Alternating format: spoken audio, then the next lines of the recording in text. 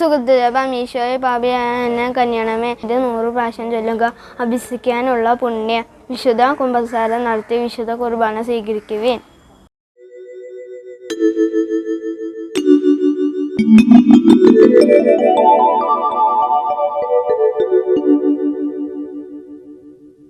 ഈ കുന്ത്രാണ്ടത്തേൽ ആരെങ്കിലേക്ക് ഒന്ന് വിളിക്കാന്ന് വെച്ചാ എവിടെ തൊട്ടാലും ആർക്കണ്ടൊക്കെയോ വിളി പോവാ. ആവശ്യമുള്ളവരെ ഒന്നും കിട്ടത്തുമില്ല. ഹലോ ഹലോ, നിങ്ങൾ ആരാ? ഇങ്ങോട്ടിപ്പോ വിളിച്ചായിരുന്നല്ലോ. ഞാനോ? ഒന്ന് പോയേടാവേ. ഞാൻ ആരെയും വിളിച്ചിട്ടൊന്നുമില്ല. നല്ലൊരു ക്രിസ്മസ് ആയിക്കൊണ്ട് എന്നെ കൊണ്ടൊന്നും പറയിപ്പിക്കല്ലേ. ദേ തള്ളേ, അതിരാവിലെ ഇറച്ചിക്കടയിലോട്ട് വിളിച്ചിട്ട് തോന്നിയ ദിവസം പറയുന്നോ? പോത്തിനെ വെട്ടുന്ന കത്തിയാ കയ്യിലിരിക്കുന്ന. പറഞ്ഞേക്കാം. ദൈവമേ, ഇറച്ചിക്കടയോ? അതിപ്പോ വിളിച്ചു. എന്തേലും ആട്ടെ. എന്താടി ശോശാമ്മേ അതിരാവിലെ? ഇന്ന് ആർക്കാ നിന്റെ വിളി പോയത്? എന്റെ മനുഷ്യ, നിങ്ങളൊന്നു പോയി കിടക്ക്. ഡോക്ടർ പറഞ്ഞതല്ലേ ശരീരം അനങ്ങരുതെന്ന്. എന്നും പറഞ്ഞ് എനിക്കവിടെ പോയി കിടക്കാൻ പറ്റുമോ?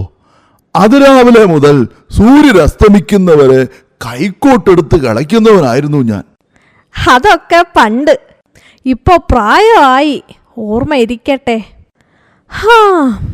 നമ്മുടെ മോൻ ഇതുവരെ ഒന്ന് വിളിച്ചില്ലല്ലോ. അവന് തിരക്കായിരിക്കും. പണ്ടൊക്കെ എന്നും വിളിക്കുമായിരുന്നു. പിന്നെ ആഴ്ചയിലൊന്നായി. ഇപ്പോ അതുമില്ല. ഈ ക്രിസ്മസിനെങ്കിലും ഒന്ന് കാണാമെന്ന് കരുതിയതാ അവനെയും പേരക്കുട്ടികളെയും. അതും കൂടി കണ്ടിട്ട് മരിക്കണമെന്ന ആഗ്രഹം. നിങ്ങളിങ്ങനെ മരിക്കുന്ന കാര്യവും പറഞ്ഞുകൊണ്ടിരുന്നോ? നാളെ കഴിഞ്ഞ് ക്രിസ്മസാ. ഇത്തവണയെങ്കിലും രാത്രി പള്ളിയിൽ പോകണം. പാതിരാ കുർബാന കാണണം. കുറേ കാലമായില്ലേ. വയറ് വിശക്കുന്നു. ഇന്നെന്താ വല്ലതും ഉണ്ടാക്കി കാണുമോ അവള്? അവൾ ഒരുത്തി ഉള്ളത് കൊണ്ടാ ഈ വീട്ടിലൊരു അനക്കമൊക്കെ ഉള്ളത്. അപ്പച്ചാ, ഗുളിക കഴിച്ചോ? അമ്മേ, ആഹാരം എടുത്ത് വെച്ചിട്ടുണ്ടേ. ഞാൻ ആ മുറ്റമൊക്കെ അടിച്ചിട്ട് വരാം. നീ കഴിച്ചിട്ട് പോയി ചെയ്താ മതി. ഇല്ലമ്മേ, ഇന്നെന്റെ ചേട്ടൻ വരുന്ന ദിവസമാ. പണിയൊക്കെ തീർത്തിട്ട് ഇത്തിരി നേരത്തെ പോവാണേ.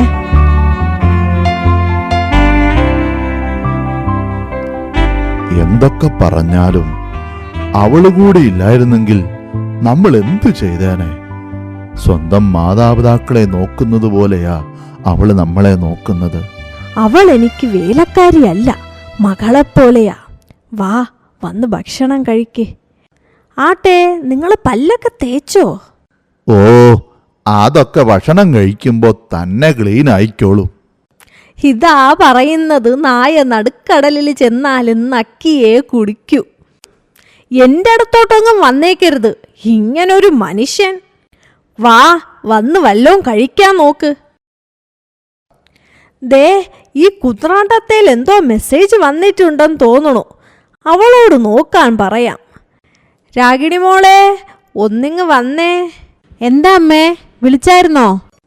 ദേ, ഈ കുന്ത്രാണ്ടത്തേൽ എന്തോ മെസ്സേജ് വന്നിട്ടുണ്ടെന്ന് തോന്നുന്നു. ഒന്ന് നോക്കിക്കേ. അതെ അപ്പച്ചാ, ഫ്രെഡിയുടെ മെസ്സേജാ. വായിക്കും മോളെ, ഞങ്ങളും കൂടി ഒന്ന് കേക്കട്ടെ. അവൻ വരുന്നുണ്ടെന്നായിരിക്കും. അമ്മേ, ചാച്ചാ, ക്ഷമിക്കണം. എനിക്കൊരു അത്യാവശ്യ മീറ്റിംഗ് ഉണ്ട്. അവൾക്കാണെങ്കിൽ ലീവ് കിട്ടില്ലെന്ന് പറയുന്നു. ഇത്തവണത്തെ ക്രിസ്മസിന് ഞങ്ങൾ വരില്ല. സമയം കിട്ടിയാൽ പിന്നീട് വരാം. ഹാപ്പി ക്രിസ്മസ് എന്ന് ഫ്രെഡി. അപ്പോ കഴിഞ്ഞ തവണത്തെ പോലെ ഇത്തവണയും അവന് വരാൻ പറ്റില്ല അല്ലേ? ഇനി എൻ്റെ അടക്കം കൂടാനെങ്കിലും അവന് വരാൻ നേരം ഉണ്ടാവുമോ എന്തോ.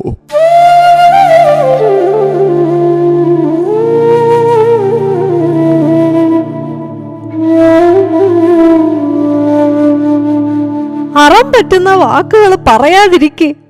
അവന് ലീവില്ലാതിരിക്കും.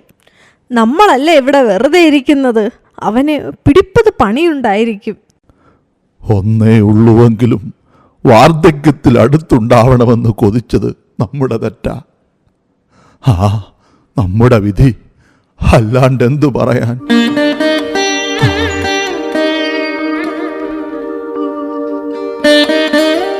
നിങ്ങൾ കഴിക്കുന്നില്ലേ? വേണ്ട, അതെടുത്ത് ആ നായ്ക്കിട്ട് കൊടുക്ക്. അത് വാലാട്ടിയെങ്കിലും കാണിക്കും. എന്റെ വിശപ്പ് കെട്ടുപോയി.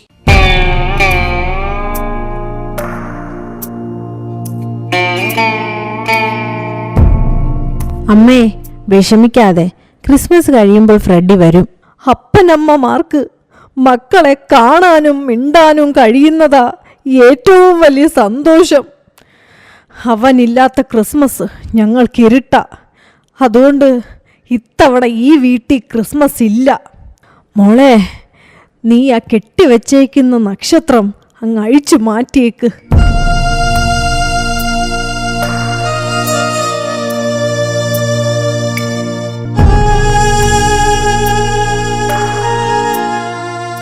അങ്ങനെ ഒരു ക്രിസ്മസ് കൂടിയായി.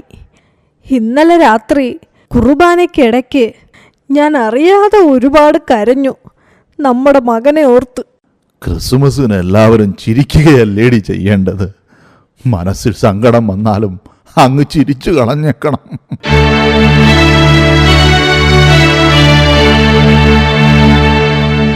മക്കളില്ലാത്തവർക്കും മക്കൾ കൂടെ ഉണ്ടെങ്കിലും അടുത്തില്ലാത്തവർക്കും ചിരിക്കാൻ വലിയ പാടാ.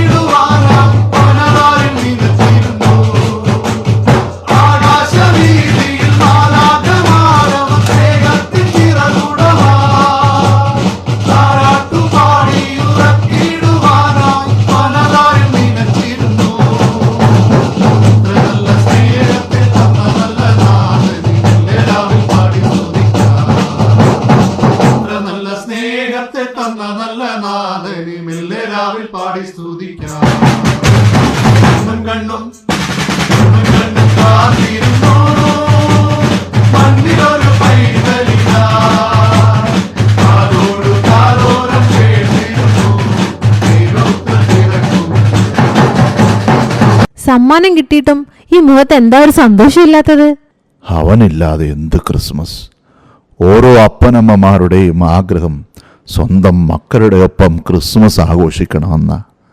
ഇവിടെ ഇപ്പോൾ എന്താ ഉള്ള? ഈ ഒറ്റയ്ക്കായിപ്പോയ അപ്പനും അമ്മയ്ക്കും വേണ്ടി ഞാനും ചേട്ടനും ഒരു സമ്മാനം കൊണ്ടുവന്നിട്ടുണ്ട്. ഈ ക്രിസ്മസിലെ ഏറ്റവും വലിയ സമ്മാനം. അതല്ലേ നിങ്ങൾ ഈ തന്നത്? അതല്ല, ഇത്. അയ്യോ ഫ്രെഡി മോനെ, നീയോ? നോക്കി, നമ്മുടെ മോൻ. മോനെ, നീ എപ്പോ വന്നു? എടീ, ഇവൻ നമ്മളെ പറ്റിക്കുകയായിരുന്നടി. കണ്ടോ, നമ്മുടെ മോന് നമ്മളോട് സ്നേഹമുണ്ടെന്ന് ഞാൻ പറഞ്ഞില്ലേ? അപ്പനും അമ്മയ്ക്കും തരാൻ പറ്റിയ ഏറ്റവും വലിയ സമ്മാനം ഇതാണെന്ന് തോന്നി. ഇപ്പൊ സന്തോഷായില്ലേ? ഇവളാണപ്പാ ഞങ്ങളെ അറിയിച്ചത് നിങ്ങൾ വലിയ സങ്കടത്തിലാണെന്ന്. പിന്നെ ഒന്നും ആലോചിച്ചില്ല, അവരെ വിട്ട് ഞാനിങ്ങു പോന്നു. എന്റെ അപ്പനും അമ്മയും ഇല്ലാതെ എന്റെ ക്രിസ്മസ് എങ്ങനെ പൂർണ്ണമാകും? ഇപ്പൊ സന്തോഷമായില്ലേ? രാഗിണി മോളെ, അപ്പന് സന്തോഷമായി. ഇനി ആ നക്ഷത്രം എടുത്തൊന്ന് നോക്കിക്കേ. എല്ലാ മാതാപിതാക്കളുടെയും ക്രിസ്മസ് സ്വന്തം മക്കളോടൊപ്പമായിരിക്കട്ടെ. അവരാ ഞങ്ങളുടെ ക്രിസ്മസ് നക്ഷത്രം. ഹൃദയജപം. എൻ്റെ ഈശോയെ, എൻ്റെ സ്നേഹമേ, ഈ പ്രാർത്ഥന എല്ലാവരും 100 പ്രാവശ്യം ചൊല്ലുക. അഭ്യസിക്കാനുള്ള പുണ്യം. എല്ലാ രോഗികൾക്കും വേണ്ടി പ്രാർത്ഥിക്കുക.